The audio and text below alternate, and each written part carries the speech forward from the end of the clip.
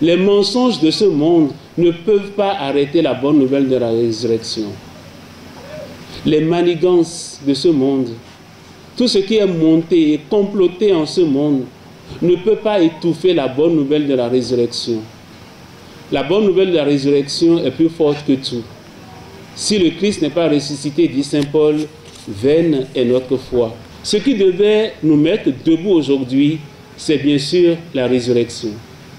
Être debout, c'est la position du ressuscité. Et quand nous sommes debout, nous sommes ressuscités avec le Christ. Quand on dit de quelqu'un qu'il est debout, cela suppose qu'il a connu une longue épreuve, qu'il a affaibli moralement, spirituellement, physiquement, et il en est sorti. Il est debout. Et quand on le voit debout, tout le monde est heureux, tout le monde est content, parce qu'on a connu le passé dans lequel il était couché sur son lit de malade.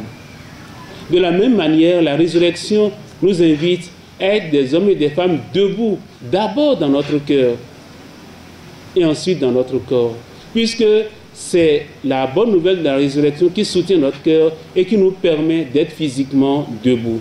À Gomé, c'est un petit quartier de Gbada.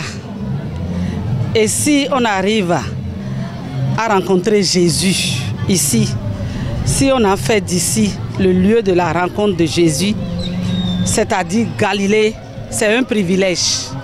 Et chaque fois qu'on parle de privilège, il faut s'accrocher. Il faut montrer qu'on est capable, qu'on peut. Et c'est ce que nous sommes en train de faire depuis une dizaine d'années, que le peuple d'Agomé nous a choisi comme marraine. Pour la résurrection du Christ, je vais dire à mes camarades fidèles que nous n'allons pas faire comme Thomas. Thomas a dit qu'il va voir ça avant de croire. Donc, c'est une affaire de croyance. Et celui qui croit en Dieu a déjà les bénéfices du ciel. J'invite tout le monde d'ailleurs à venir vivre, parce que nous faisons ça avec mon Seigneur. On côtoie mon Seigneur, on mange avec lui, on pique-nique avec lui toute une journée durant après la célébration. Vous savez, les femmes sont allées au tombeau pour pleurer Jésus.